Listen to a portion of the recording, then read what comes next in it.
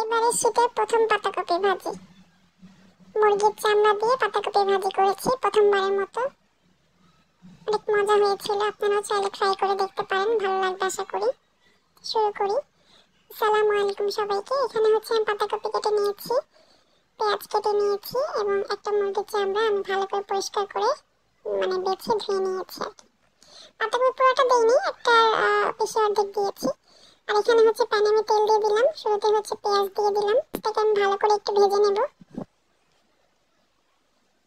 আপনারা চাইলে এটা মাংস দিয়েও করতে পারেন, ভালোই লাগে, খারাপ লাগে না। আমি মাংস দিয়ে আগে করেছিলাম। তারপর হচ্ছে পেঁয়াজটা একটু লাল লাল হয়ে গেলে আমি আদা রসুন বাটা দিয়ে দিলাম। এটাকে একটু ভালো করে আমি কষিয়ে নেব যেন কাঁচা গন্ধটা না থাকে। তারপর হচ্ছে আমি লবণ দিয়ে দিলাম, এই পর্যায়ে লবণটা আমি মিশিয়ে নিচ্ছি। তো মুরগির চামড়া দিয়ে আমি প্রথমবার মতো করতেছি, এর আগে মাংস দিয়ে করেছিলাম, ভালো লেগেছিল। আর এটা হচ্ছে একটু শক্ত মুরগির যে চামড়াটা থাকে না, সেই চামড়াটা ইউজ করেছি। তো এখানে হচ্ছে আমি প্রথমে পানি দিয়ে দিলাম একটু, এবং গুঁড়া মশলাগুলো অ্যাড করবো, হলুদ, তারপরে হচ্ছে মরিচের গুঁড়া, ধনিয়া গুঁড়া আর জিরা গুঁড়া। জিরা বাটাটা আমার শেষ হয়ে গিয়েছে, এই জন্য আজকে আমি জিরা গুঁড়াটা অ্যাড করলাম। মশলাটা ভালো করে আমি কষিয়ে নেব। যখন এরকম তেল ভেসে উঠবে তখন হচ্ছে আমি চামড়াটা দিয়ে দিচ্ছি। এটাকে আমি ভালো করে এখন মশলার সাথে মিশিয়ে নেব।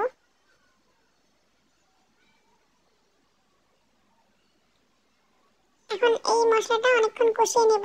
আমি কষিয়ে নিয়েছি, যে যেমনটা দেখতে পাচ্ছেন যে পানি শুকিয়ে তেল বের হয়ে গিয়েছে। ঢাকনাটা ঢেকে ভালো করে কষিয়ে নিয়েছি। তারপর হচ্ছে আমি পাতাকপি দিয়ে দিলাম এবং কাঁচামরিচ, 4টা আদা ফালি করে কাঁচামরিচ দিলাম। এবার ঢাকনাটা ঢেকে দেবো, প্রথমে নাড়ছি না, একটু নরম হলে আমি নেড়ে দেবো। এই তো আমি নেড়ে দিয়েছি মশলার সাথে। এখন আমি ভালো করে এটাকে ঢেকে একটু সেদ্ধ করে নেব পাতাকপিটা। মাঝখানে আমি একটু নেড়ে দিচ্ছিলাম। পাশের চুলাতে আমি কালি ভাজি করতেছিলাম, এবারে শীতের প্রথম কালি, সেটাও আমি নতুন আলু দিয়ে ভাজি করছিলাম অল্প করে, সেটাও দেখিয়ে দিলাম। ভাজিটা হয়ে গিয়েছে, প্রায় নামিয়ে ফেলবো আমি। যাই হোক, এখানে হচ্ছে আমার ভাজিটা হচ্ছে, আমি এ পর্যায়ে হচ্ছে একটু গরম মশলা গুঁড়া দিয়ে দিলাম, দিয়ে ভালো করে মিশিয়ে নেব এবং আরও কিছুক্ষণ আমি এটাকে ভাজবো।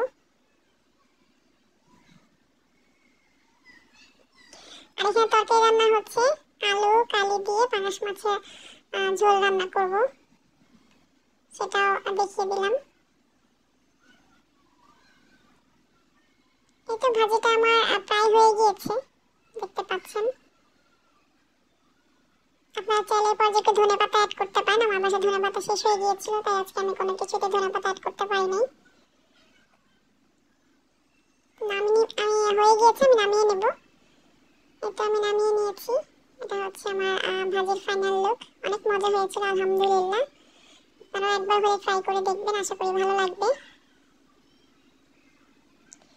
তো এই তো হচ্ছে আমার আজকে রান্না বান্না। এটা হচ্ছে পাতাকপি চামড়া দিয়ে ভাজি করলাম, কালি ভাজি আলু দিয়ে, আর হচ্ছে মাছ রান্না করেছিলাম যেটা, সেটা সবকিছু একসাথে একবার একটু দেখিয়ে দিলাম আজকে। আর কেমন লাগলো জানাবেন। আল্লাহ হাফেজ।